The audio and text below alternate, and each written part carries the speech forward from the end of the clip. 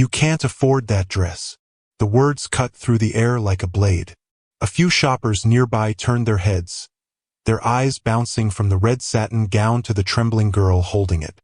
She was no older than 16, maybe 17, dressed in worn jeans and an oversized hoodie that had seen better days. The saleswoman, tall, blonde, and wearing a forced smile that didn't reach her eyes, folded her arms across her chest.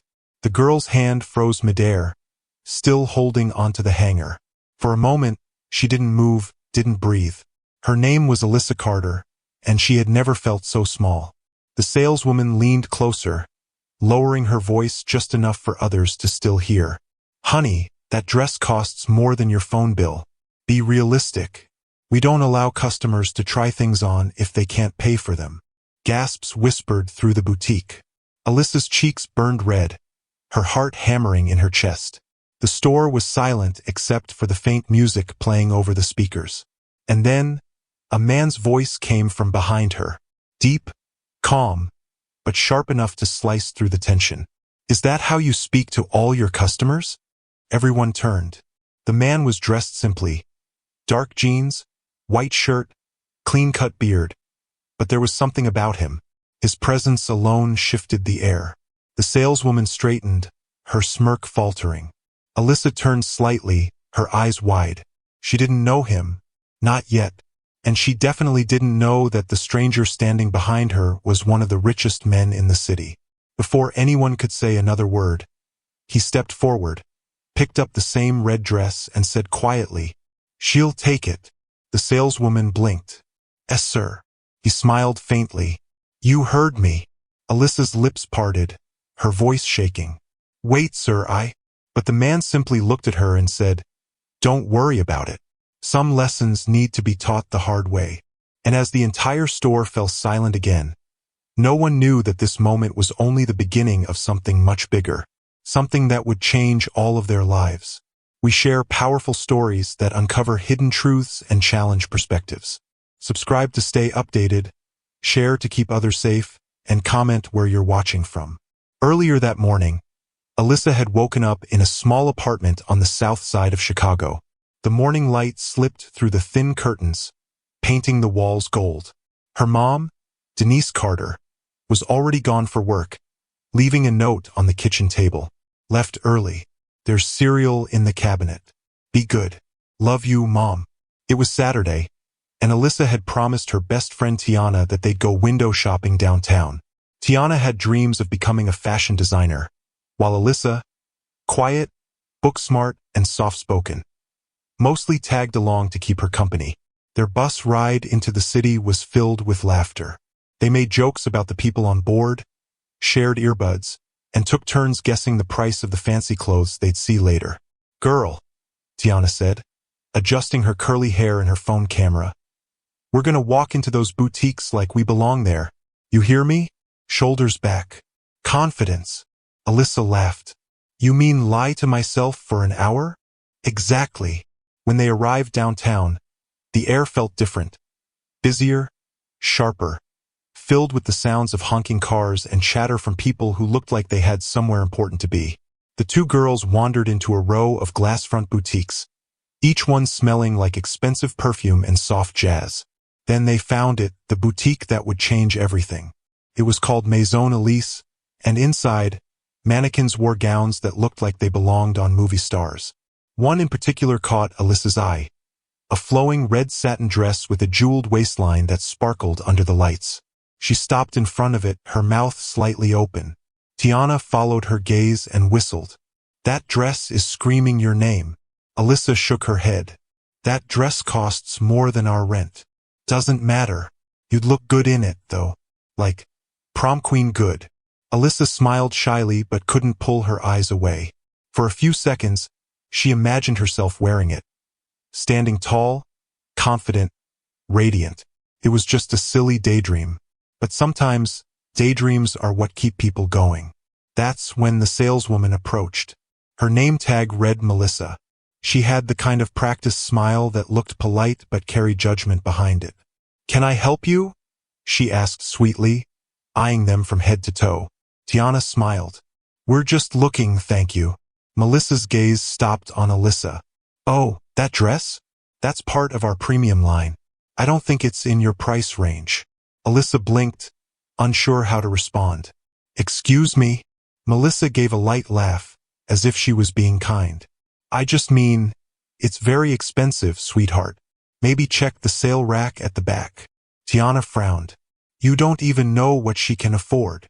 But Melissa's voice didn't waver. Honey, I've been doing this for 10 years. I can tell when someone's just browsing. Her tone wasn't loud, but it was sharp enough to draw a few glances from other shoppers. Alyssa felt her chest tighten. Every word made her smaller, like she was disappearing right there in the middle of the store. Then, as if the universe wanted to humiliate her further, Melissa plucked the dress from her hand. Let me just hang this back up before it wrinkles. We have real customers coming in. Alyssa stood frozen. Real customers. She felt her throat burn, her eyes sting, but she refused to cry. Not here. Not in front of this woman. She turned to walk out, holding back tears, when she heard a man's voice say from behind her, "Put that dress back in her hand." The store went still. Even the faint music seemed to fade. Melissa's mouth opened slightly as she turned toward the man who had just entered. He didn't look like a billionaire. No fancy suit, no entourage. Just calm, quiet authority. His name, though she didn't know it yet, was Ethan Walker, the CEO of Walker Industries, a man whose face had been on the cover of Forbes magazine just a month earlier. Excuse me, sir? Melissa asked, forcing a smile. I said, he repeated. Put the dress back in her hand. Tiana's jaw dropped. Alyssa stared at him, confused and embarrassed.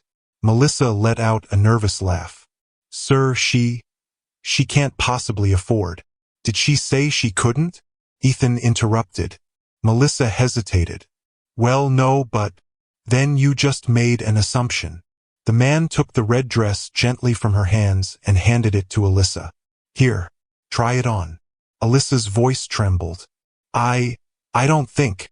He smiled faintly. Go ahead. Let's see how it really looks. And that's when everything stopped. Every eye in the boutique was on her. The judgment, the whispers, the tension. Alyssa's hand shook as she took the dress back. Her heart pounded so loudly she could barely hear the music. Ethan gave Melissa one last look, the kind that said more than words ever could. Then he turned to the cashier and said quietly, When she's done, wrap it up. I'm paying for it. Melissa's mouth fell open. Sir. He didn't respond. He just looked at Alyssa again and said softly, Some people forget what respect looks like. Let's remind them. And as Alyssa disappeared into the dressing room, still trying to understand what was happening, Ethan stood silently near the counter, his eyes sharp, his jaw set. No one knew who he was. Not yet. But soon, everyone in that store and everyone watching the security footage later would. And that moment would be remembered forever. Inside the dressing room, Alyssa stood frozen in front of the mirror, holding the red satin dress close to her chest. Her hands trembled as she ran her fingers over the smooth fabric. It felt unreal, too beautiful, too expensive, too far from her world. For a long moment, she just stared at her reflection. The fluorescent light flickered above her, casting soft shadows across her face. She could still hear the faint whispers outside, the murmurs of shoppers gossiping about what had just happened, the sound of heels tapping against the floor, the hum of the boutique's faint jazz music. Alyssa swallowed hard. Why me? She whispered under her breath. Why would he do that? She wasn't used to kindness from strangers, especially not in places like this. She carefully slipped into the dress, her heart pounding faster with every second.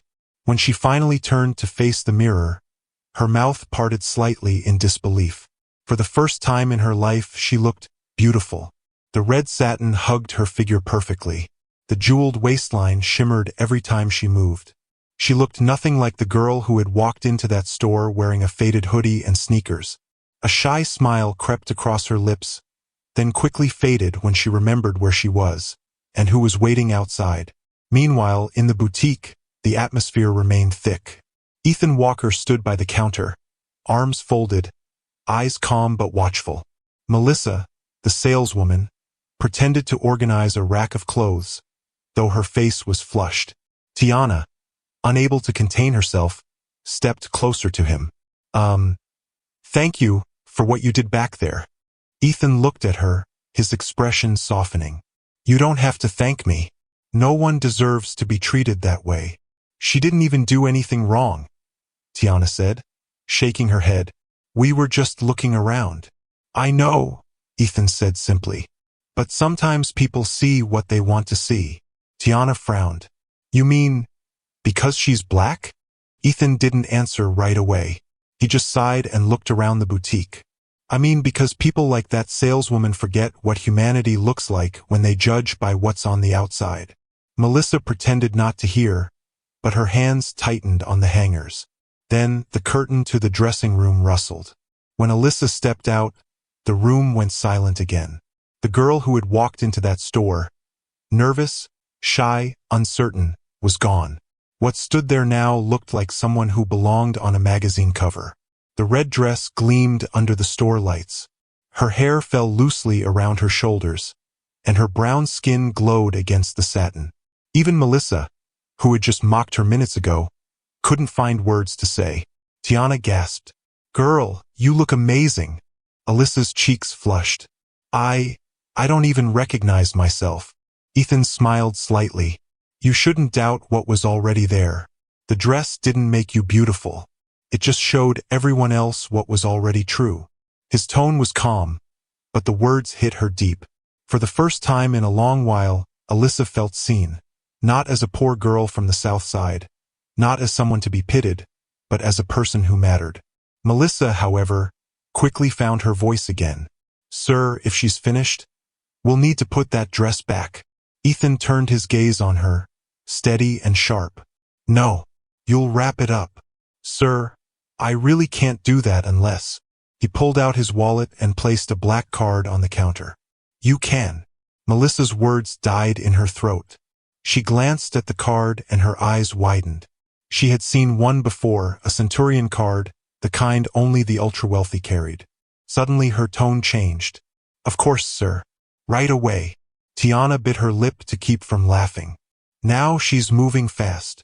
As Melissa carefully folded the gown, Ethan turned to Alyssa. Keep it. Consider it a reminder that you belong wherever you choose to walk into. Alyssa's eyes filled with confusion. But, I can't accept this. It's too much. He smiled gently. Kindness is never too much. She opened her mouth to argue, but no words came out. No one had ever done something like this for her. No one outside of her mother, at least. As Melissa handed over the neatly wrapped box, Ethan signed the receipt without looking at the price. Then he nodded politely to Alyssa and Tiana. You two have a good day. Before they could say anything else, he turned and walked out of the boutique. The door chimed softly behind him. Alyssa stood frozen, holding the box against her chest, watching as the man disappeared down the street. Who was that guy? Tiana asked under her breath. Alyssa shook her head. I don't know. But deep inside, something told her she'd see him again. Outside, the afternoon sun reflected off the city glass, and the wind carried faint sounds of traffic. Ethan Walker walked slowly toward his parked car, his expression thoughtful. He had done countless business deals in his life, but this moment felt different. He had seen that look before, the look of someone being judged, belittled, made to feel less than human. It reminded him of his own past, of the days when he, too, had been told that he didn't belong. He stopped for a moment at the edge of the sidewalk and looked back toward the boutique. Through the window, he could see Alyssa clutching the box to her chest. He smiled faintly to himself, then got into his car and drove away. Later that evening, Alyssa sat at her small kitchen table, staring at the unopened box. The boutique's logo gleamed in gold on the lid. Her mom, Denise, had just gotten home from her double shift, still wearing her nurse scrubs. Denise frowned when she saw it. What's that? Alyssa hesitated. It's a dress. Her mom raised an eyebrow. A dress? From where?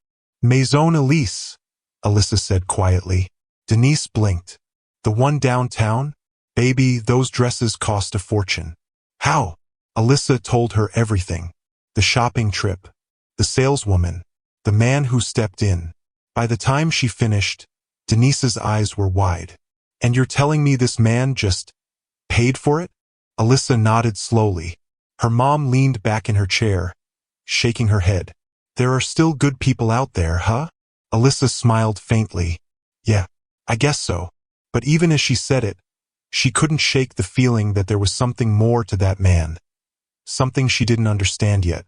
She looked down at the box again. It didn't just hold a dress.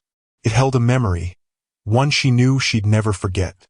And somewhere across the city, the man who changed her day was thinking the same thing. Neither of them knew that their paths were about to cross again, in a way that would surprise them both. The next morning, the city was alive with its usual rhythm. Buses rumbling down streets, shop doors opening, and people hurrying off to work with coffee cups in hand. But for Alyssa, the world felt a little different. The box from Maison Elise still sat on her nightstand, untouched. The red dress shimmered softly under the morning light that streamed through her bedroom window. She hadn't dared to wear it again, not yet. Something about it made her feel responsible, like it carried a meaning far greater than she understood. As she brushed her hair in front of the mirror, her mom, Denise, called from the kitchen. You've been staring at that dress since yesterday, baby. You sure you don't want to return it? Alyssa frowned. Mom, I can't return it. He paid for it. I know, but people don't just do things like that for free, Denise said, stirring her coffee. You never know what people's intentions are these days. Alyssa leaned against the doorframe. He didn't ask for anything. He just wanted to help. Denise sighed, giving her daughter a look that mixed pride and concern. You've got a good heart, Alyssa. Just promise me you'll stay careful. The world doesn't always reward kindness. I will, Alyssa said softly. She meant it. But part of her couldn't stop thinking about that man. The way he spoke with calm confidence, the way people listened when he talked, and the way he looked at her not like a stranger, but like someone who saw right through the wall she'd built. Tiana texted her that morning. Tiana, girl, you're trending. Alyssa, what? Tiana. Someone recorded that whole scene at the boutique. It's all over TikTok. Alyssa's heart skipped. She opened the app, and there it was. A shaky video of the exact moment Ethan had confronted Melissa, standing up for her. Millions of views. Thousands of comments. That man's a hero. She handled that so well. This broke my heart and healed it at the same time. Alyssa scrolled through, stunned. She had gone to the store for fun, and now the whole internet knew her face. Denise walked over and peeked at her phone. Oh Lord, you're famous. Alyssa shook her head. I didn't ask for this. Tiana called seconds later, her voice buzzing with excitement. Girl, you don't even know. People are trying to find out who that man was. Someone said he might be Ethan Walker, the billionaire. The billionaire? Alyssa repeated, almost laughing. No way. Why would someone like that be in a store like Maison Elise? Look it up, Tiana urged.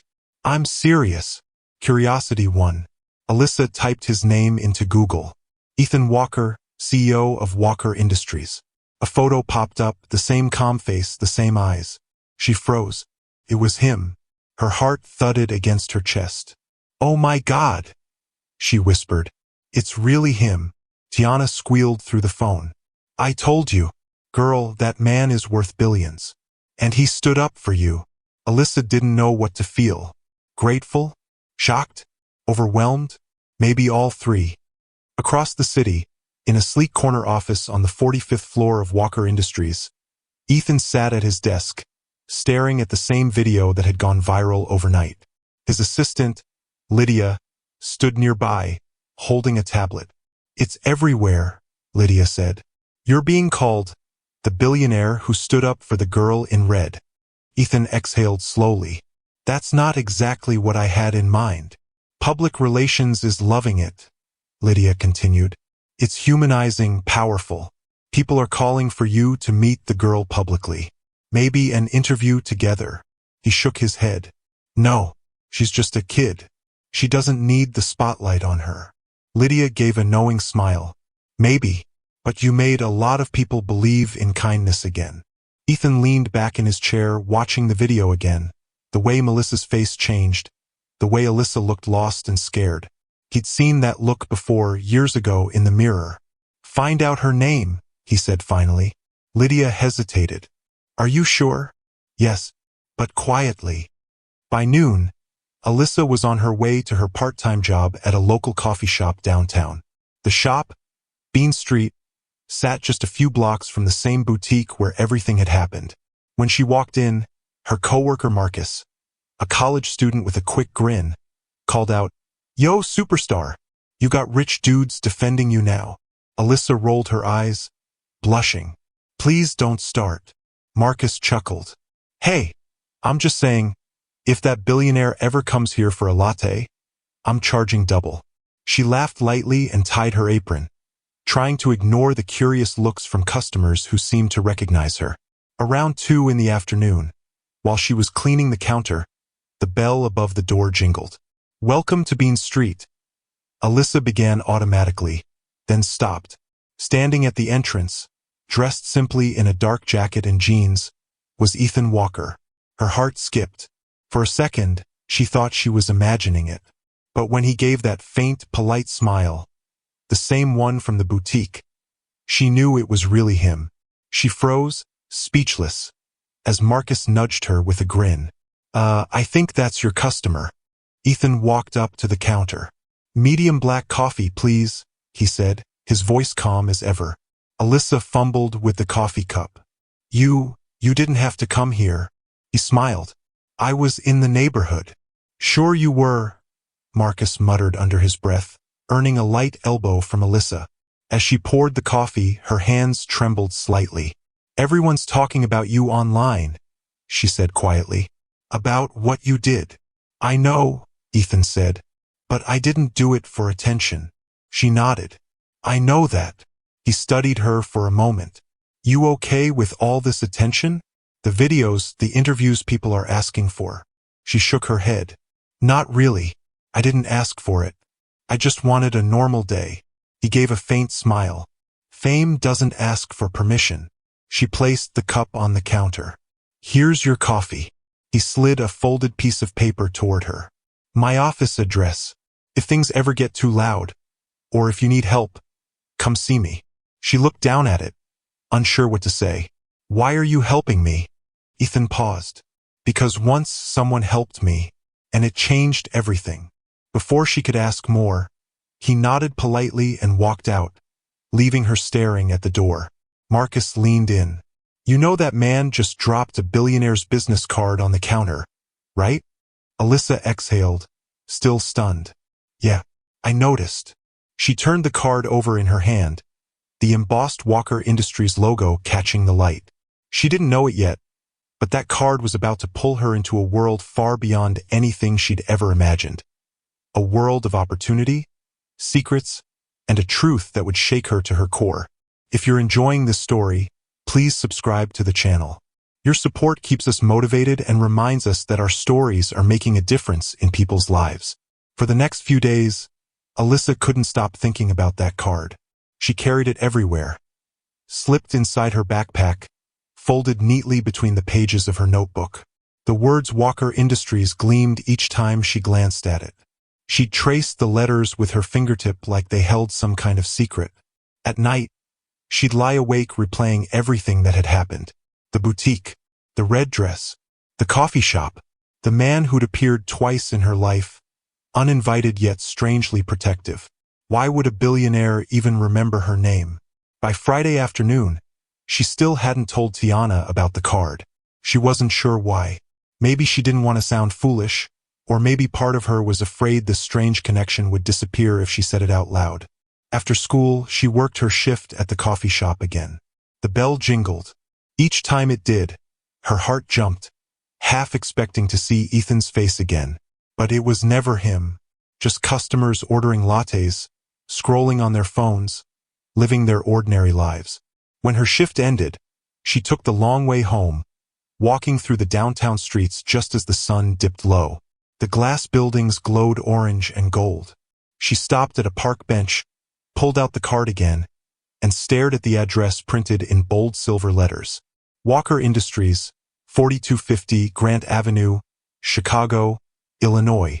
She bit her lip. What's the worst that could happen? She whispered to herself. She didn't plan it. Her feet just started moving. Before she knew it, she was standing in front of a towering glass skyscraper that seemed to scrape the sky. The massive W logo gleamed above the doors. She felt small, like a single raindrop in an ocean. Inside, the lobby was all marble and glass, with people in suits walking briskly between elevators. Alyssa hesitated, clutching her backpack straps. A security guard at the front desk noticed her. "Can I help you, miss?" She swallowed. "I'm here to see Mr. Ethan Walker." The guard raised an eyebrow. "Do you have an appointment?" "No, but he gave me this." She handed over the card nervously. The guard scanned it, surprised, then picked up the phone. "Give me a second." A minute later, the guard hung up and smiled politely. "Someone will be down for you shortly." Alyssa blinked. "Wait, really?" "Yes, ma'am. Have a seat." Her heart raced. He actually said yes? Moments later, a woman in her late 30s walked out of the elevator, wearing a sharp gray suit and holding a tablet. "Miss Carter? I'm Lydia, Mr. Walker's assistant. Follow me, please." Alyssa nodded, her palms sweaty as she followed the woman through the glass elevator. The city dropped away beneath her feet as they rose higher and higher. When the doors opened, they stepped into a wide hallway with black and gold walls and large windows overlooking the skyline. At the far end stood a glass office, and inside, Ethan was standing near the window, phone pressed to his ear. He turned as they entered, ending the call. Alyssa, hearing her name in his calm, deep voice made her breath catch. I hope I'm not interrupting," she stammered.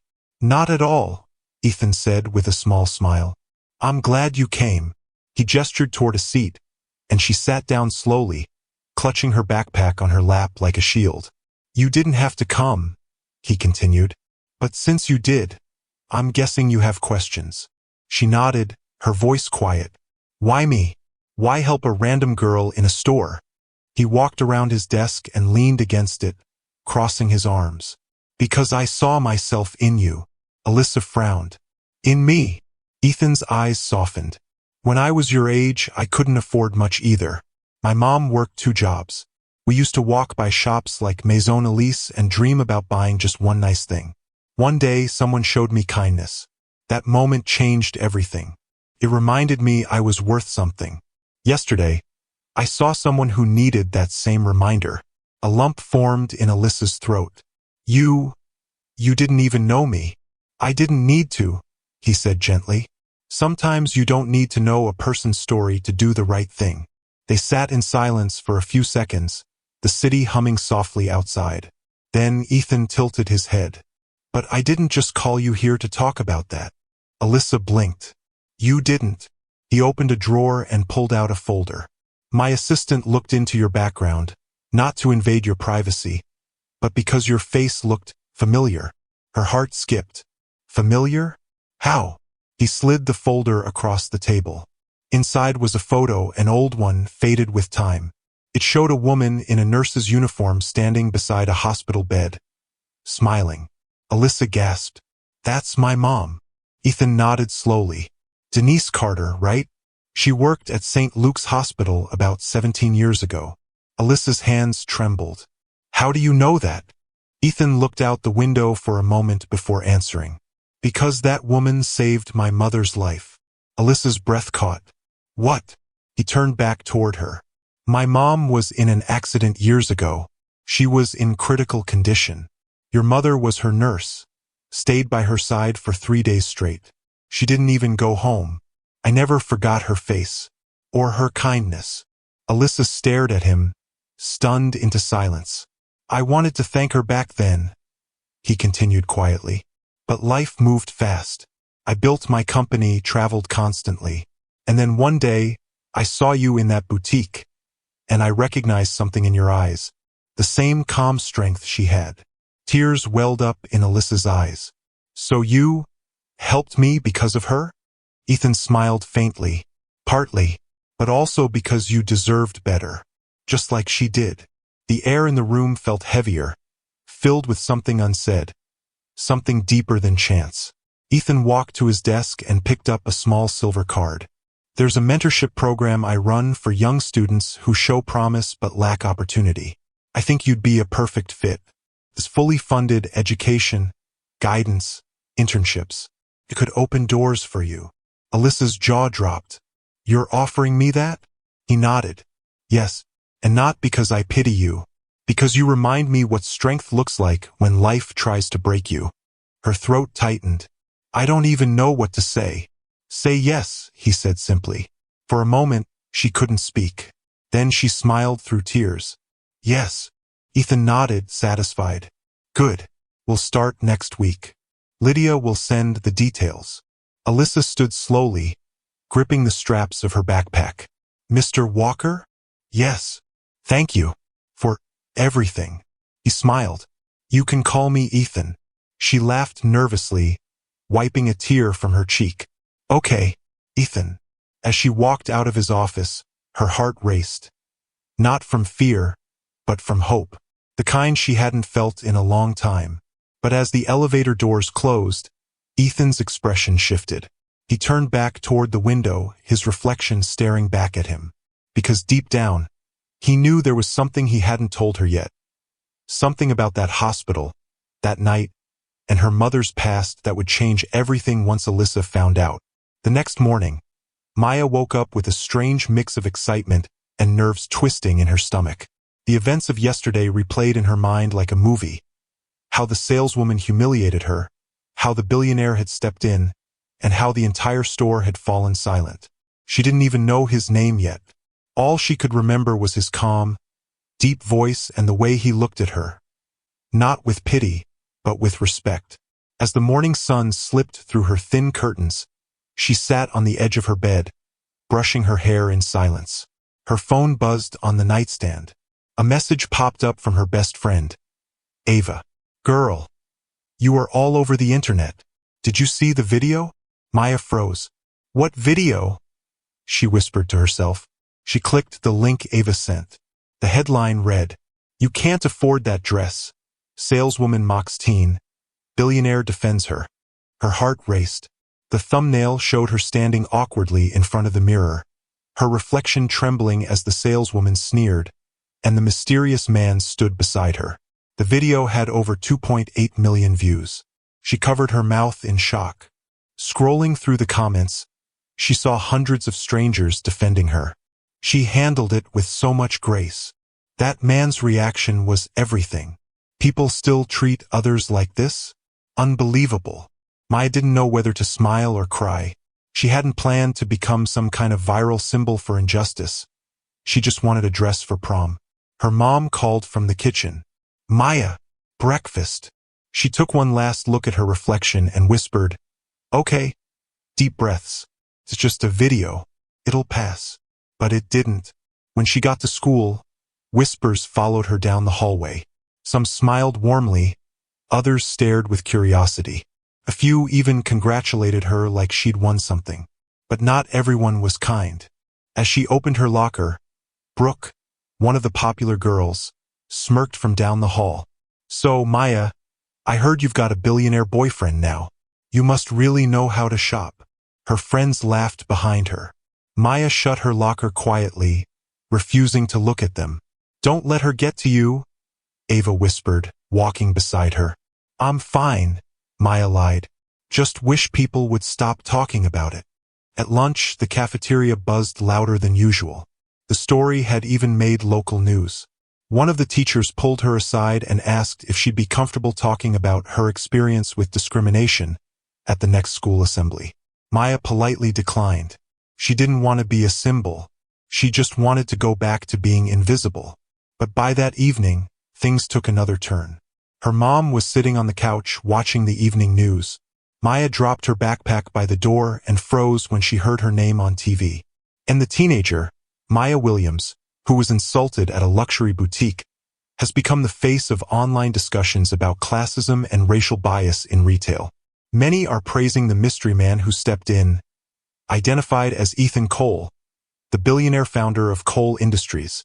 Maya's heart stopped. Ethan Cole? Her mom repeated softly. That's the man who helped you? Maya nodded slowly. I didn't even know his name. Her mom turned to her wide-eyed. Maya, that's one of the richest men in America. Before Maya could process what that meant, her phone rang again. An unknown number. Hello? She answered hesitantly.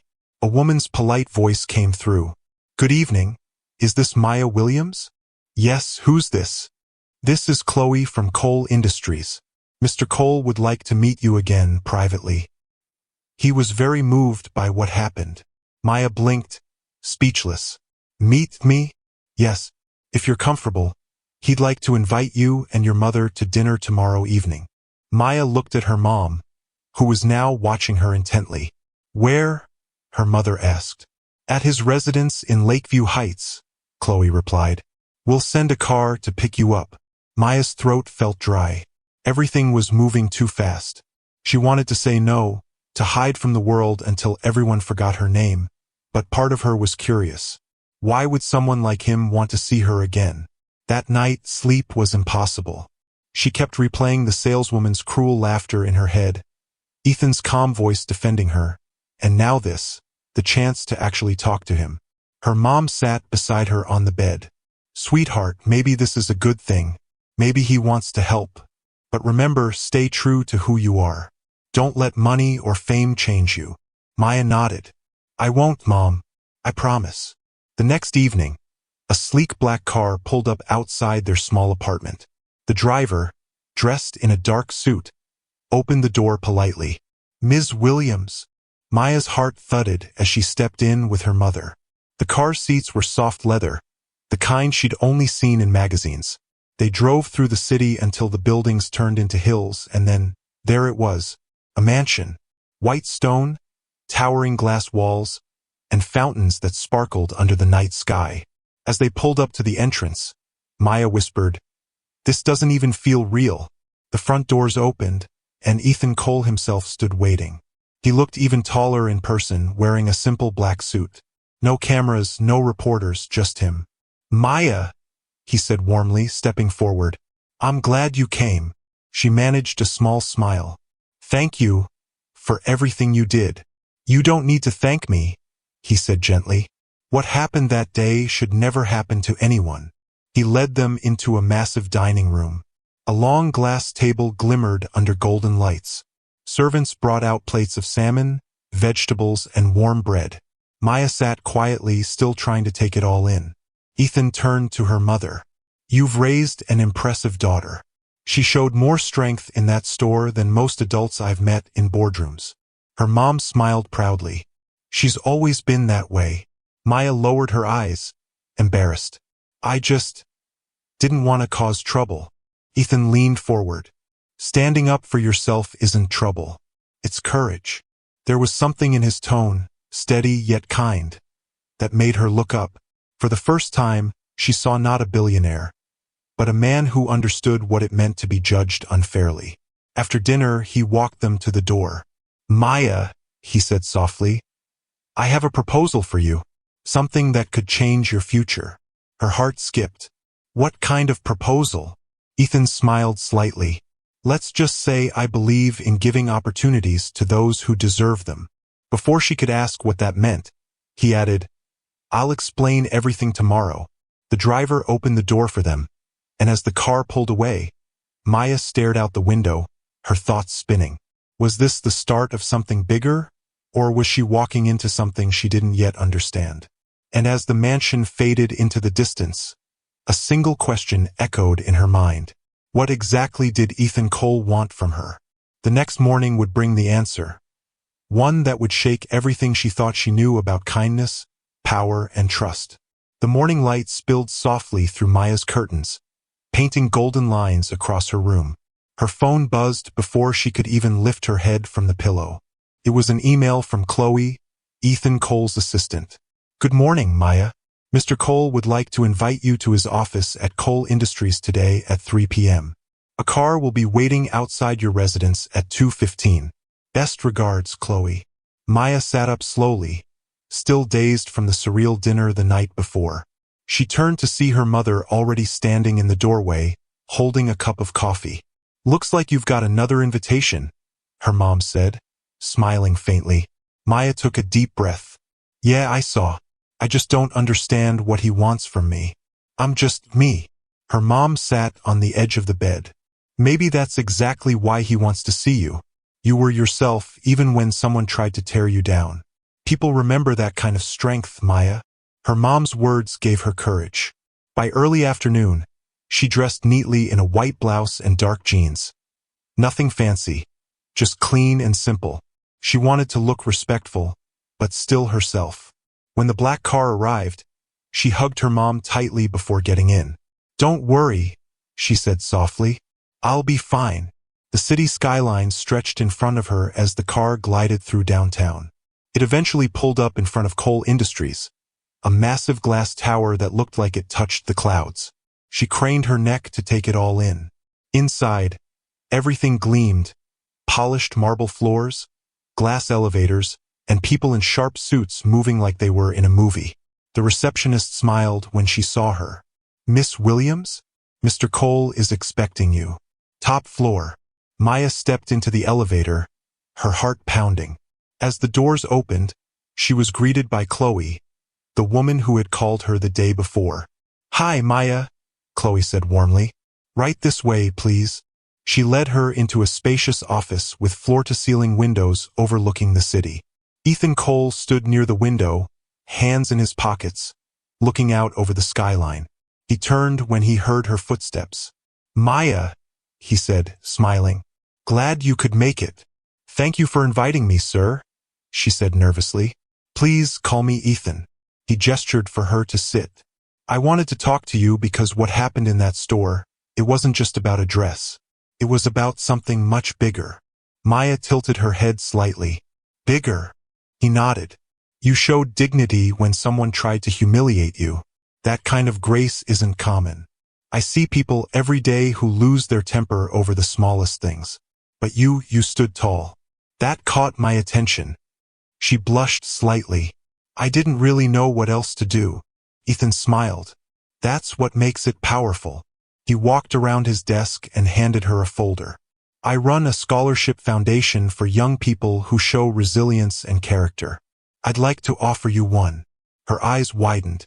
"A scholarship? For college?" "Yes," Ethan said simply. "Full tuition. Anywhere you choose." Maya's mouth dropped open. I don't know what to say. That's too much." "It's not charity," Ethan interrupted gently. "It's an investment. You have potential, Maya, and I want to make sure nothing stands in your way." She could feel her throat tighten. All she could manage was a quiet, "Thank you." Ethan nodded. "But there's something else. I'd like your help with a project I'm launching. A campaign to raise awareness about discrimination in everyday life. You'd be the voice of it. The real story behind the message." Maya blinked. "Me? On a campaign?" "Yes," Ethan replied. "We'd film a short feature about what happened, but from your perspective. It's not about shame. It's about inspiring kindness." Her mind raced. "I'm not sure I could do that. I've never been on camera before." Ethan leaned forward slightly. "You already have. And the world saw something honest in you." Maya sat back, unsure. She thought of all the attention, the comments online, the whispers at school. Did she really want to step back into that spotlight? Ethan seemed to read her hesitation. "You don't have to decide now. Think about it." Maya nodded quietly. After a few more minutes, the meeting ended. Ethan walked her to the elevator himself, shaking her hand before she left. "Remember, Maya, kindness doesn't make you weak. It makes you unforgettable." As the elevator doors closed, she felt a strange warmth spread through her chest. Maybe this was what it felt like to be seen, not for what she wore, but for who she was. But the moment she stepped back outside, flashes of cameras greeted her. Reporters. They crowded around her, microphones pushed forward. Maya, is it true you're working with Ethan Cole?" One shouted. "Are you his new spokesperson?" Another yelled. She froze, completely caught off guard. The driver quickly rushed to her side, shielding her from the chaos as he guided her to the car. The reporter's questions blended into one loud blur as the door slammed shut. Inside the car, Maya's hands trembled. "How did they even know I was here?" she asked. The driver didn't answer. He just drove silently, eyes fixed on the road. When she got home, her mom was already watching the news again, her face on the screen. "This is getting out of control," her mom said, turning down the volume. "They won't leave you alone." "I didn't even do anything," Maya whispered. "I just went to talk to him." Her mom sighed. "That's what happens when people see something they don't understand. They make stories out of it." Later that night, Maya sat alone on her bed, scrolling through social media again. The headlines were everywhere now. Teen from boutique incident offered life-changing deal by billionaire Ethan Cole. Is Maya Williams the new face of Cole Industries? And then she saw something that made her stomach drop. A new post from the store where it all began. They had released a statement, claiming she had exaggerated the entire event for attention, that she had been rude to the staff, that she had made a scene to go viral. Maya's blood ran cold. Comments were already piling up beneath it, some defending her, others calling her a liar. Her heart pounded. She knew the truth, but the internet didn't care about truth. They cared about drama. Tears welled in her eyes as she whispered, "Why are they doing this to me?" Her mom walked in, holding her phone. "Sweetheart, Ethan just called. He saw the statement too. He wants to meet tomorrow." Maya wiped her face quickly. "What does he want to do?" Her mom hesitated. "He said it's time to fight back." Maya looked down at her shaking hands, the weight of the world suddenly pressing on her small shoulders. She had never asked for fame, never wanted attention. All she wanted was a dress. Now she was standing in the middle of a storm she never started. And as she lay awake that night, one thought haunted her over and over again.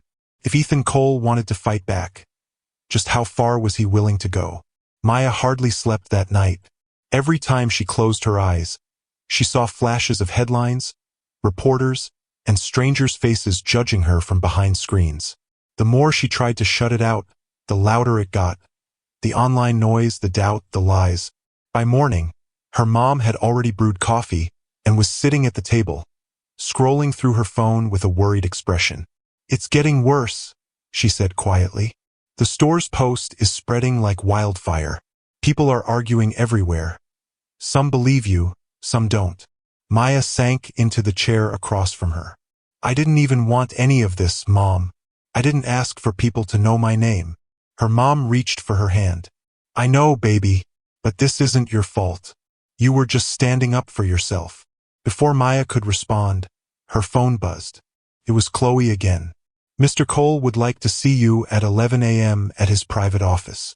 He wants to discuss the next steps." Maya sighed. "Looks like today's the day." Her mom nodded. "I'm coming with you."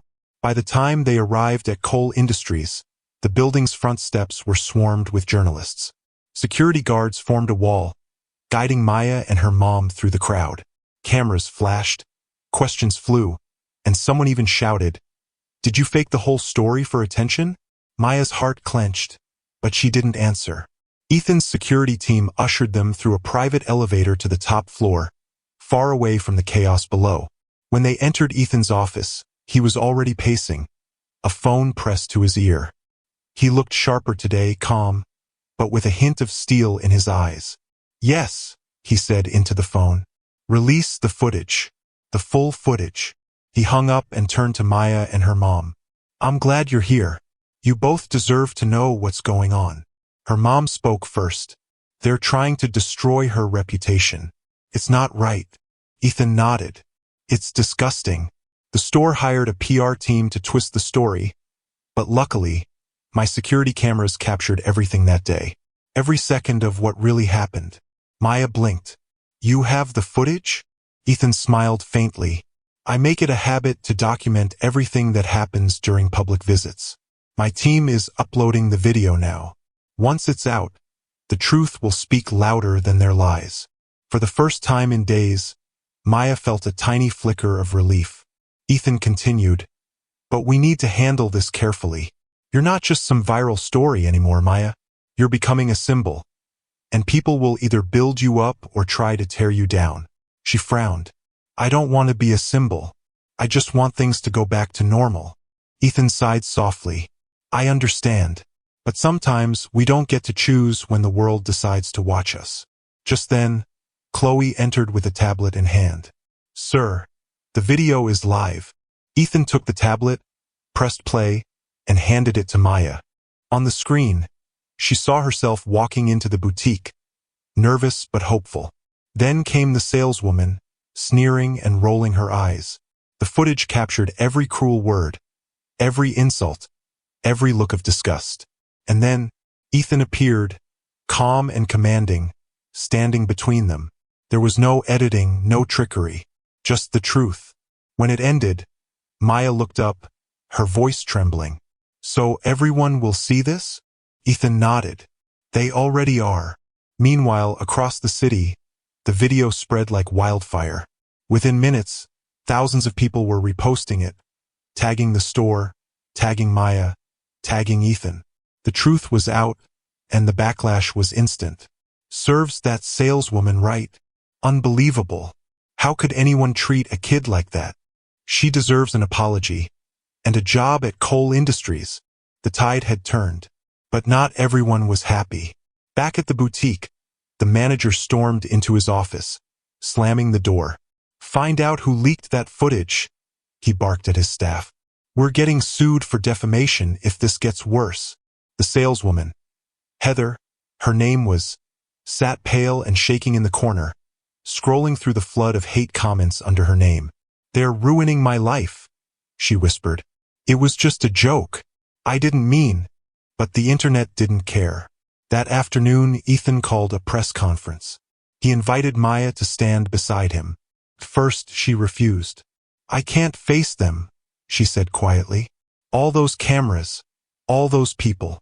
Ethan looked her in the eye. You don't have to be fearless, Maya. You just have to be honest.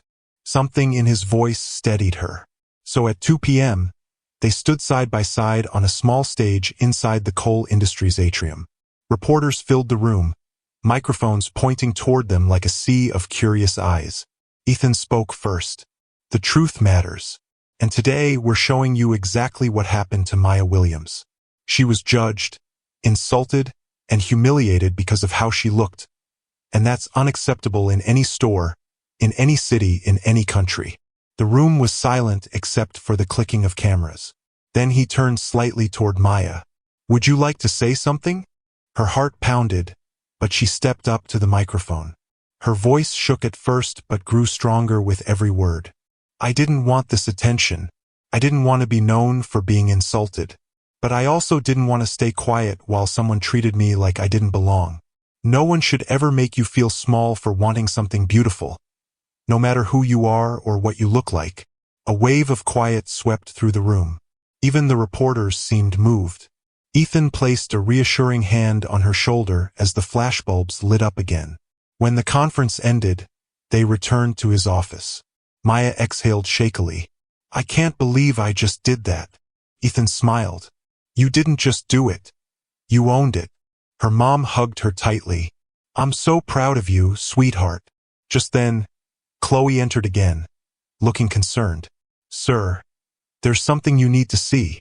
She handed him her phone. Ethan's jaw tightened as he read. What is it? Maya asked. Ethan looked up, eyes dark. The store's legal team just filed a defamation claim against you. Maya froze. Against me? But I didn't even say anything untrue. They're claiming emotional distress, Ethan said, his voice cold now. They're trying to silence you, make you too scared to speak again. Her mom gasped. They can't do that. Ethan set the phone down firmly. They can try, but they won't win. He turned to Maya, his expression calm but fierce. If they want to fight, then they just picked the wrong people. Maya swallowed hard. What do we do now? Ethan smiled faintly, the corners of his mouth tightening like someone preparing for battle. Now, Maya, we show them that kindness can fight back and win. But deep down, Maya felt a tremor of fear. because she knew that once lawyers and headlines got involved, this was no longer just a story about a dress. It was a war, and her name was at the center of it. The next few days passed like a blur. What started as a humiliating moment in a boutique had now spiraled into national news. News anchors debated Maya's name every night. Talk shows dissected her story. Some praised her for standing up against discrimination. Others questioned if she was being used by Ethan Cole for publicity. Maya stopped watching TV altogether. Every headline made her stomach twist tighter. She wasn't a celebrity. She wasn't an activist. She was just a teenager who wanted a prom dress.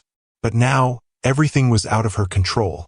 At the small dining table in their apartment, her mom tried to sound calm as she flipped through papers. "They really filed the lawsuit," she said quietly. "Look at this. They're claiming you caused reputational damage to their business."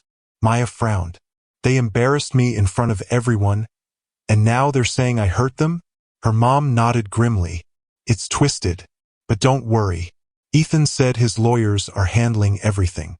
Maya picked at her breakfast, her appetite gone. "It's all just too much." Her mom reached across the table. "You didn't do anything wrong. Remember that." Before she could respond, Maya's phone buzzed. It was a text from Chloe. "Mr. Cole would like you to come to his house this evening. There's something you need to see. It's important." That afternoon, another sleek black car arrived. As they drove through the quiet streets toward Lakeview Heights, Maya stared out the window, her reflection blurring in the glass. She wondered if this would ever end, or if her life had changed forever because of one cruel woman and one unexpected act of kindness. When they arrived, Ethan was waiting by the front doors again, but this time his smile was gone. "Maya," he said softly, "come in. There's something I need to explain." Inside, his assistant Chloe sat beside a tall man in a navy suit, one of Ethan's lawyers.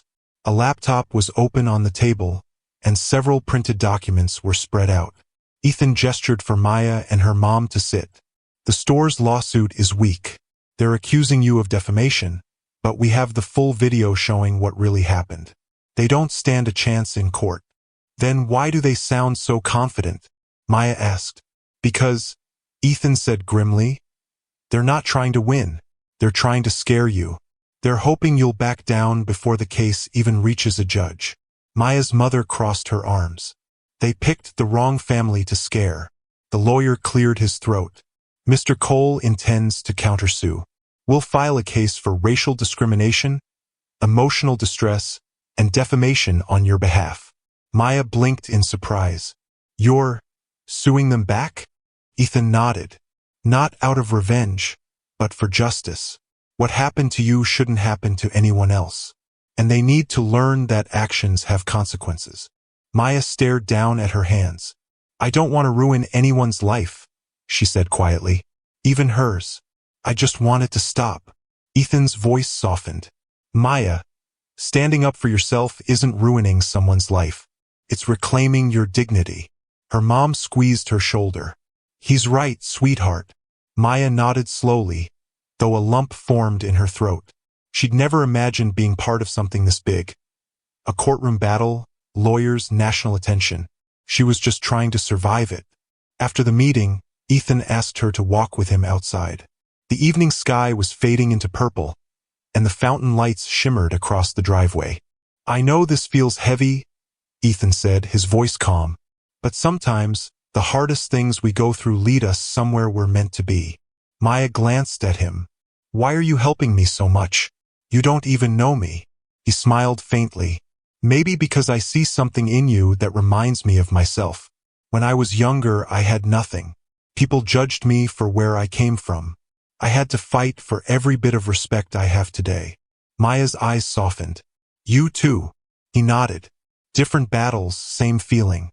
That's why I couldn't just walk away that day in the store. I know what it's like to be told you don't belong." A small silence passed between them, filled only by the gentle sound of the fountain. "Thank you," Maya said finally, "for not just helping, but believing me." Ethan looked at her with something like pride. "You didn't need me to believe you, Maya. You already knew who you were. That's what makes you powerful." She smiled, a real one this time, the first in days. But just as the moment began to ease, Chloe rushed out from inside, her phone in hand. "Sir, you need to see this. Right now." Ethan took the phone, his expression darkening as he read the screen. "What is it?" Maya asked, her chest tightening. Chloe hesitated. "The saleswoman, Heather. She's given an interview." Ethan's jaw clenched. "An interview?" Chloe nodded. "She went on Good Morning America. She's saying you and Maya set her up for a viral stunt." Maya's stomach dropped. "She what?" Ethan tapped the video on the screen. Heather's face filled it, her hair styled perfectly, makeup hiding her fear. "I made a mistake," Heather said, her voice trembling just enough to sound rehearsed. "But it was all part of a setup. That man, Ethan Cole, he came in right after she started filming. I think it was planned to make me look like the villain." Maya gasped. "That's a lie. I didn't even know him before that day." "I know," Ethan said, his tone low and steady. "But now, the world's hearing her version." Chloe added softly, "The video already has over 4 million views." Maya's heart pounded in her ears. "They're going to believe her, aren't they?" Ethan's eyes were cold now. "Some will. But that's not the problem. The problem is, lies spread faster than truth." He handed the phone back to Chloe and turned to Maya. "I won't let her destroy your name. Not after everything you've been through." Maya's mom stepped forward. "Then what's the plan?"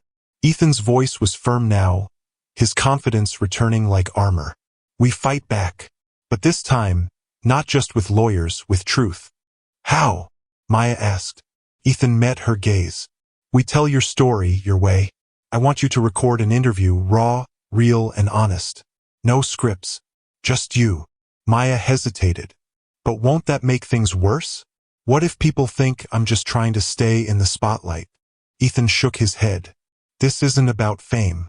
It's about control. Either you let others tell your story, or you take it back." Maya looked out at the glowing horizon, torn between fear and determination. She had never wanted to be the center of attention. Yet somehow the world wouldn't stop watching. After a long silence, she finally whispered, "Okay, I'll do it." Ethan nodded once, decisively. "Good. Tomorrow morning, my media team will set everything up." As the night deepened, Maya and her mom prepared to leave. But before they got into the car, Ethan called out, "Maya." She turned. "Tomorrow," he said quietly, "might change everything again. Be ready." The ride home was quiet. Maya stared out at the city lights flickering past, her reflection faint against the window. She didn't know what tomorrow would bring. Hope, chaos, or both. All she knew was that the world was still watching. And for the first time, she wasn't going to hide from it. The morning of the interview felt like a storm waiting to break. Maya woke before sunrise, her stomach tight and her chest heavy. She hadn't slept properly in days. Every time she closed her eyes, she saw that boutique again, the stairs, the laughter, the camera flash that started it all. Her mom knocked gently and peeked in. "You awake?" Maya nodded. "Barely." Her mom smiled faintly and set a cup of tea on the nightstand. "You'll be fine. Just tell the truth." "That's what I'm scared of," Maya murmured. "What if the truth isn't enough?"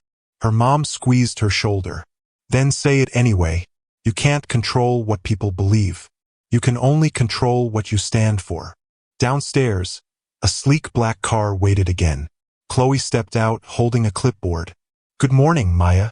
Mr. Cole's waiting at the studio. The drive was silent except for the hum of the engine. As they reached the studio downtown, the parking lot was already filled with vans, lights, and camera crews. Reporters stood behind barricades shouting questions, their microphones thrust forward like spears. "Maya, do you have anything to say about Heather's interview? Are you and Mr. Cole working together? Did you plan the viral video?" Maya froze, the noise overwhelming. Chloe gently guided her through the crowd. "Ignore them. Straight ahead." Inside, the air was cool and still. Ethan stood near the center of the set. A minimalist backdrop, soft lighting, and a single chair facing the camera. He turned when he saw her, offering a calm smile. "You made it," he said. Maya nodded, her palms slick with sweat. "Barely." He chuckled lightly. "You'll do great. Remember, this isn't about defending yourself. It's about telling your story." She sat down, the bright lights making her squint. The producer counted down. 3 to 1. The red light blinked on. The interviewer, a poised woman with warm brown eyes, leaned forward slightly. "Maya, thank you for being here. The past few weeks have been intense, to say the least. How are you holding up?" Maya exhaled slowly. "Honestly, it's been hard. I didn't expect any of this to happen. I just went into a store to buy a dress." "What happened that day?" the interviewer asked gently. Maya looked straight into the camera. "I was shopping for my prom dress. I had been saving up for months. When I walked in, the saleswoman looked at me like I didn't belong there. She followed me around, then told me I couldn't afford anything in the store. I felt humiliated." The interviewer nodded. "And that's when Mr. Cole stepped in?" "Yes. He overheard what happened and defended me. I didn't even know who he was at first. I just couldn't believe someone actually stood up for me." The interviewer tilted her head. "Since then, a lot has been said, including accusations that this was all a setup. What do you want to say about that?" Maya took a breath. "It wasn't a setup. I had never met Mr. Cole before that day. I didn't plan anything. I was just a girl trying to buy a dress." Her voice trembled, but she didn't stop. "When the video went viral, people said I was lying, that I was looking for attention. But attention was the last thing I wanted. I didn't ask for fame. I just wanted respect." The interviewer leaned forward. "What do you hope people take away from your story?" Maya hesitated, then said quietly, "That we all deserve to be treated like human beings. No one should feel small because of how they look or where they come from. I want people to think twice before judging someone by their skin or their clothes." When the interview ended, the room fell silent. Ethan stood watching from the corner, his eyes thoughtful. "You did incredible," he said softly. Maya smiled weakly. "I just told the truth. That's what made it powerful," he replied. The video went live within hours. By evening, it had reached over 2 million views, then 4, then 6. But this time, the tone online was different. Hashtags like #JusticeForMaya and #TruthOverLies began trending. People posted their own stories of discrimination, using her video as a symbol of resilience. Maya scrolled through comments on her phone, tears forming in her eyes as she read messages from strangers. "She spoke with more courage than most adults I know. This girl didn't ask for fame. She just asked for fairness. We stand with you, Maya." But not everyone was supportive. Beneath the waves of encouragement, hateful comments lurked like shadows. "She's just acting for attention. Another fake story to get sympathy. This whole thing is a publicity stunt." Maya sighed, setting the phone down. "It never ends," she whispered. Her mom looked up from the couch. "You can't let the hate drown the truth. You've already changed the conversation." Maya nodded slowly. Maybe her mom was right. Maybe just speaking up was enough. Later that night, Ethan called. "I wanted to tell you personally. The boutique has dropped their lawsuit." Maya sat up. "What? Seriously?" "Yes," Ethan said. "After your interview went viral, their PR team panicked. Their lawyers sent a withdrawal notice this evening. They're shutting the store down temporarily." Maya felt an unexpected wave of relief and sadness. "I didn't want them to lose everything." Ethan's tone softened. "Sometimes consequences are part of change. What matters is that the truth won." She didn't know what to say. For the first time in weeks, the constant knot in her stomach began to loosen. Before hanging up, Ethan added, "You've done something remarkable, Maya. The world needed to hear your voice." After the call, she stepped out onto the balcony. The city lights shimmered below, and the night air was cool against her skin. She thought about how much had changed, from a scared girl in a boutique to a young woman whose story had reached millions. She didn't feel famous. She didn't even feel brave. She just felt seen. Her phone buzzed again. This time it was a message from a girl she didn't know. "I was treated badly in a store last year. I didn't say anything. Watching you made me realize I should've. Thank you. Maya smiled through tears. For the first time, she understood what Ethan meant. That sometimes standing up wasn't just about you. It was about everyone watching quietly, waiting for someone to show them it was okay to speak.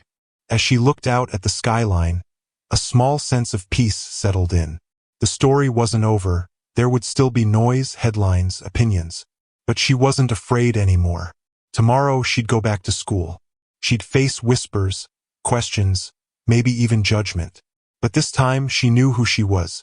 And she knew that truth, no matter how loud the lies, would always find a way to shine through.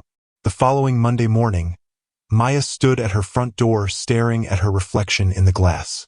For the first time in weeks, she had to return to school. Her heart pounded as she adjusted her backpack strap and took a deep breath. She knew everyone had seen the interview by now. Everyone had opinions. Her mom called from the kitchen. "You've got this, sweetheart. Keep your head up." Maya managed a small smile. "I'll try." When she stepped outside, the air was cool and sharp. The walk to school felt longer than usual, every step heavier than the last. As she approached the front gate, she could already hear the murmurs. Groups of students stood in clusters, phones in hand, whispering as she passed. "There she is. That's the girl from the video. Did you see what she said on TV?" Maya kept her eyes straight ahead. Her palms were sweaty, and her throat tightened. She wanted to disappear. At her locker, a familiar voice spoke behind her. "Maya." She turned to see Jason, one of her classmates from English class. He looked nervous. "Hey, I saw your interview. That was really brave." Maya smiled faintly. "Thanks, Jason." He nodded awkwardly and walked away. A few minutes later, others approached, some curious, some supportive, and a few with skeptical looks. One girl, Serena, crossed her arms. "So you're like, famous now, huh?" Maya frowned. "I'm not famous." "Come on," Serena said, smirking. "You're all over the internet. Bet you're loving the attention." Maya's heart sank. "You think I wanted any of this?" Serena shrugged. "I don't know. People do crazy stuff for clout these days." Before Maya could respond, her friend Lila stepped in. "Back off, Serena. You weren't there. You don't know what she went through." Serena rolled her eyes and walked away. Maya gave Lila a grateful look. "Thanks." Lila smiled. "You don't owe anyone an explanation. Just be you." Classes dragged on. Every teacher, every student seemed to have heard about her. During lunch, some sat beside her, asking questions like reporters. "What's Mr. Cole really like? Is he really a billionaire? Did he buy you the dress?" Maya answered politely but briefly. Inside, she just wanted things to go back to normal. After school, she headed to the library to clear her mind.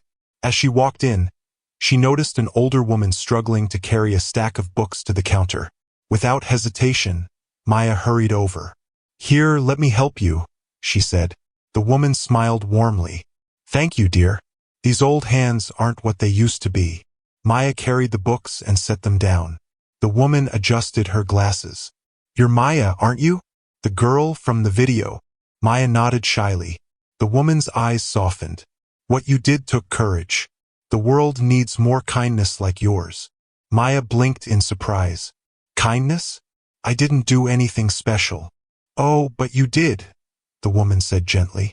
"You reminded people that standing up for yourself isn't pride. It's dignity." Her words lingered with Maya long after she left the library. For the first time that day, she felt seen not as a headline or a trending hashtag, but as a person. That evening, Maya sat at the kitchen table doing homework when her mom came in holding a letter. "This came for you," her mom said, handing it over. The envelope had no return address. Maya opened it carefully and unfolded the paper. It read, "Dear Maya, I saw your story and I want to apologize. I work at the same boutique where that happened. I wasn't there that day, but I saw how our manager treated people who looked like you. I should have spoken up before, but I was afraid of losing my job. Seeing your courage made me realize silence is also a choice, and sometimes it's the wrong one. Thank you for reminding me what's right. A former employee." Maya's eyes welled with tears. She handed the letter to her mom, who read it quietly and nodded. "See? You're already making a difference," her mom said. Later that night, Maya received a call from Ethan Cole's assistant, Chloe. "Hi, Maya. Mr. Cole would like to invite you and your mother to a charity gala this Friday evening," Chloe said. Maya was stunned. "A gala? Why?" "It's an annual event he hosts for youth empowerment," Chloe explained. "He said he'd be honored if you joined." Maya hesitated. "I don't know if I belong there." Chloe smiled through the phone.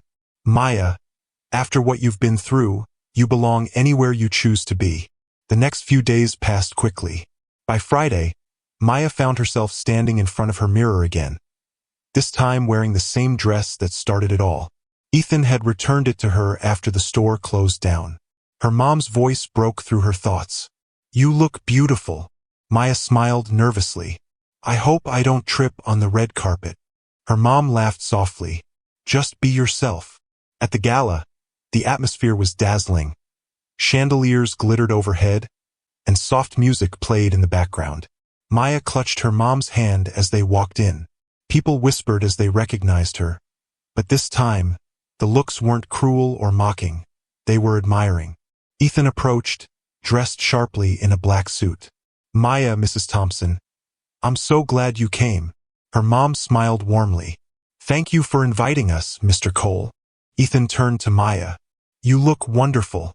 How does it feel to be the guest of honor?" Maya laughed nervously. "Guest of honor? No one told me that part." Ethan smiled. "Well, you'll find out soon enough." As the night went on, speeches were made, music played, and people mingled. Then, as dessert was served, Ethan stepped up to the podium. The lights dimmed slightly, and all eyes turned to him. "Tonight," he began, "we celebrate courage. Not the kind you see in movies, but the quiet kind that lives in everyday people. One young woman reminded me what courage really looks like." Maya's heart began to race. He looked toward her table. "Maya Thompson, will you please join me on stage?" The crowd applauded as she walked up, trembling slightly. Ethan smiled reassuringly. This young woman stood tall in the face of humiliation and reminded us all that dignity has no price tag, Ethan said. "Her story changed more hearts than she realizes." He gestured toward the screen behind them. A short video began to play. Clips of people around the country sharing stories of kindness and standing up for others, each one ending with the words, "Inspired by Maya." Maya covered her mouth, overwhelmed. The audience rose to their feet in applause. When the applause died down, Ethan turned to her. "Maya, on behalf of the Cole Foundation, I'd like to present you with this scholarship, full tuition to any college of your choice." The crowd erupted again. Maya's mom gasped, tears streaming down her face. Maya stood frozen, speechless. I don't know what to say." Ethan smiled. "Just keep being you. The world needs more of that." Maya finally found her voice. "Thank you. Not just for this, but for reminding me that kindness still exists." The applause swelled once more as she hugged her mom tightly. For the first time in months, Maya felt hope rising in her chest. But as the music started again and she looked out over the crowd, something caught her eye near the entrance. A familiar face watching her quietly from the shadows. It was Heather, and she didn't look angry. She looked desperate. Maya froze. The world around her seemed to fade. The laughter, the clinking glasses, the music. All of it dulled into a low hum. Heather stood near the back of the ballroom, half hidden behind a marble column. She wore a plain gray dress, nothing like the sharp uniform Maya remembered. Her face looked pale, her eyes sunken, and there was something in them that Maya hadn't seen before, fear. For a few seconds, neither of them moved. Then Heather took a hesitant step forward. Maya's heartbeat thundered in her chest. Ethan was still speaking on stage, thanking donors, unaware of what was happening below. Heather stopped a few feet away from Maya, her voice trembling. I didn't think you'd actually come." Maya blinked, confused. "Why are you here?" "I needed to talk to you," Heather said quietly. "Please, just 5 minutes. Outside." Maya's instinct screamed no. This woman had humiliated her in front of an entire store. She had caused all this pain, and now she wanted to talk? But something about Heather's expression, the cracks in her composure, the shaking hands, made Maya pause. She glanced toward her mom, who was still seated and smiling proudly, unaware. Then she looked at Ethan, still at the podium. 5 minutes, Maya said finally, her voice low. Outside. They slipped out of the ballroom into the cool night air. The sounds of laughter and music grew faint behind them as they walked to a quiet corner near the garden. String lights glowed overhead, casting soft shadows across Heather's face. Heather took a shaky breath. I don't expect you to forgive me. I know I don't deserve that. Maya folded her arms. Then why are you here? Heather hesitated, then whispered, because everything fell apart. After the video, after you spoke on TV, I lost my job, my apartment, everything. I've been getting threats. People spit at me on the street. My own family won't answer my calls. Maya's chest tightened. You brought that on yourself, she said softly. You treated me like I was less than human. I know. Heather's voice cracked. I was stupid. I was angry, and I took it out on you. But I swear, I didn't mean for it to go that far. I never thought someone would record it, or that it would ruin my life. Maya stared at her, unsure what to feel. Anger? Pity? Both swirled inside her, clashing like a storm. Heather continued, her eyes glistening. I came tonight because I wanted to apologize. Not online, not through some post, but to your face. You didn't deserve what I did. And I'm sorry. Silence filled the air. The night breeze rustled the trees, and for a moment, Maya could hear the faint echo of laughter from inside. She looked at Heather, really looked at her. The proud, sneering woman from the boutique was gone. What stood before her now was a broken person, crushed under the weight of her own choices. I used to think kindness was weakness, Heather said, tears streaming down her cheeks. But seeing how you handled everything, I realized I was wrong. You didn't just stand up for yourself. You stood up for everyone I ever made feel small. Maya swallowed hard. You hurt me, she whispered. You embarrassed me in front of everyone. You made me feel like I didn't belong anywhere. Heather nodded, crying harder. I know, and I'll carry that forever. But I wanted to tell you, I'm trying to change. I've started volunteering at a community center. They help people who've lost their jobs or been through public humiliation. I figured, maybe I can help someone the way you helped me, even if I didn't deserve it. Maya didn't reply immediately. Her chest ached. Part of her wanted to turn and walk away. But another part, the part that believed in empathy, that believed people could change, couldn't ignore the sincerity in Heather's trembling voice. Finally, she said quietly, I can't forget what happened, but I accept your apology. Heather looked up in disbelief. You do. Maya nodded slowly. Everyone deserves a chance to do better. I just hope you mean what you said. Heather covered her mouth, sobbing softly. Thank you. You don't know what that means to me. Maya turned toward the ballroom doors. I should go back inside. Heather wiped her tears quickly. Of course. I didn't mean to interrupt your night. I just needed you to know.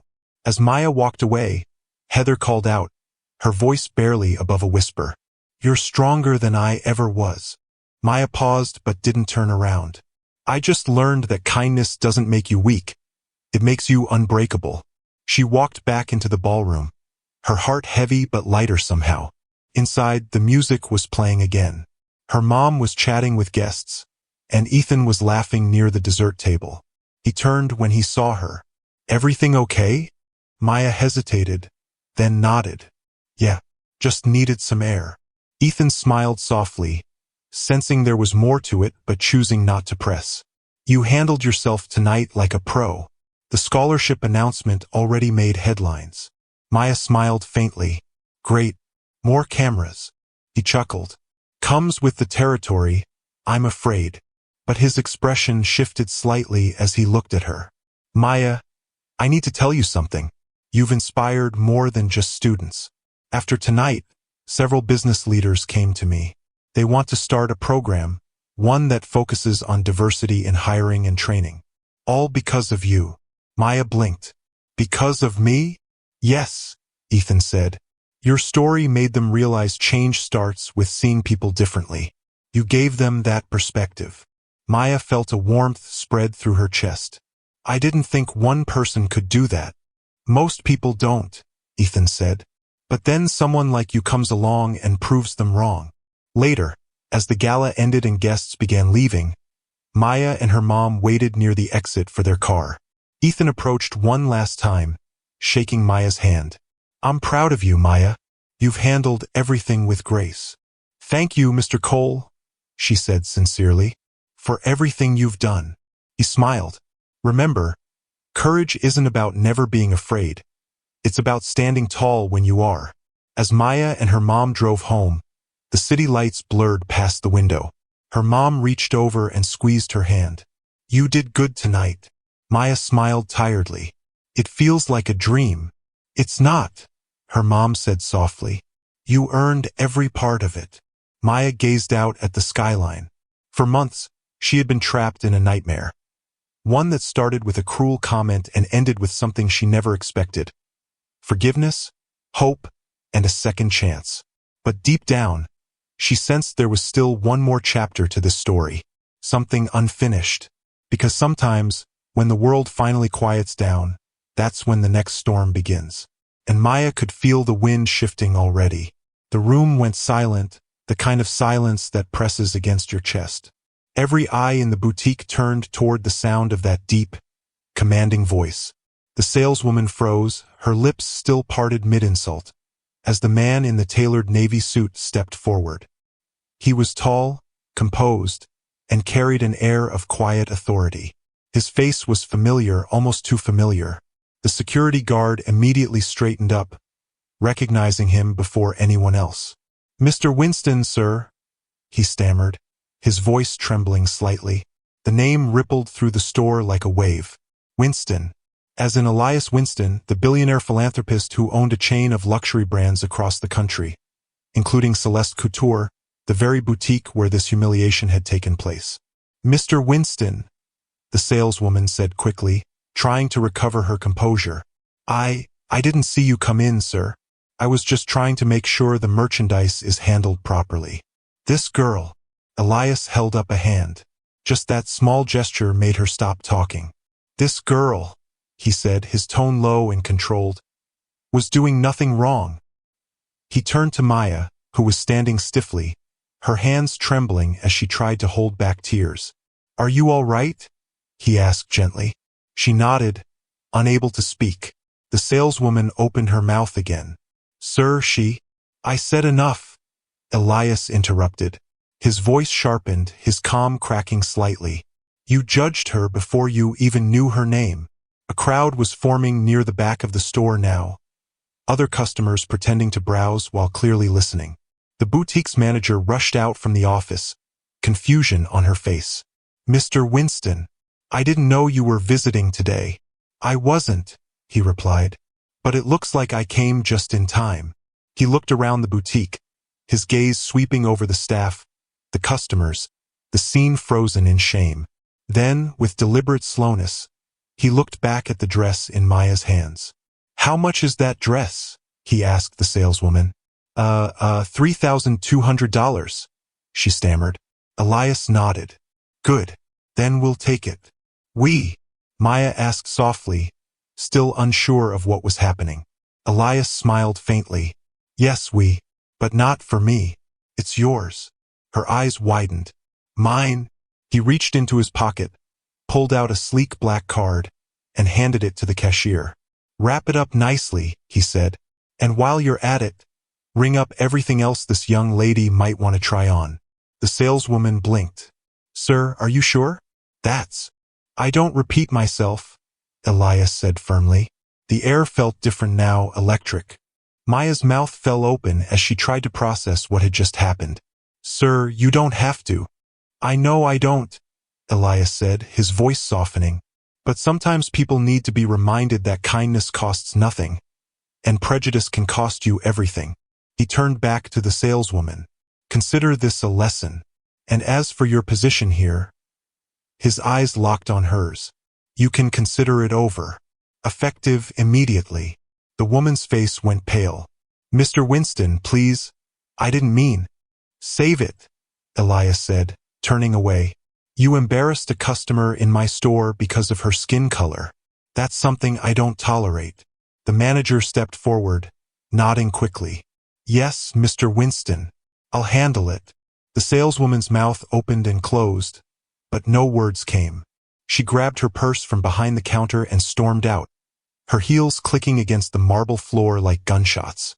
The store remained silent for a few seconds after she left. Then Elias turned back to Maya, whose eyes were filled with tears she could no longer hold back. Thank you, she whispered. You didn't have to do that for me. I didn't do it for you alone, Elias replied softly. I did it because no one should ever be made to feel small for daring to dream. He handed her the shopping bag when the cashier finished wrapping the dress. The silky packaging shone under the store lights. Promise me one thing, he said, that you'll wear this dress someday, somewhere that makes you feel proud. Maya nodded, her voice trembling. I promise. Then Elias smiled faintly, glancing around. You know, he said, you remind me of someone I once knew. She had your same fire. She was told she didn't belong either, but she proved them wrong. Maya tilted her head. Who was she? My mother, he said quietly. She was a seamstress who once worked in a store like this. She couldn't afford the clothes she made, but she believed that one day her children would. Maya blinked back tears, clutching the bag to her chest. As Elias turned to leave, a woman near the front stepped forward. She was elderly, dressed simply, but her voice carried strength. Sir, she said, that was the kindest thing I've ever seen in this place. Elias smiled humbly. It shouldn't be rare, he said. He gave Maya a nod before walking out through the glass doors, his reflection merging with the city lights outside. Maya stood still, her heart racing. The entire store seemed to exhale at once. People were whispering, some smiling at her, others looking away in shame. The manager approached her. I'm so sorry for what happened, miss. Maya, she said softly.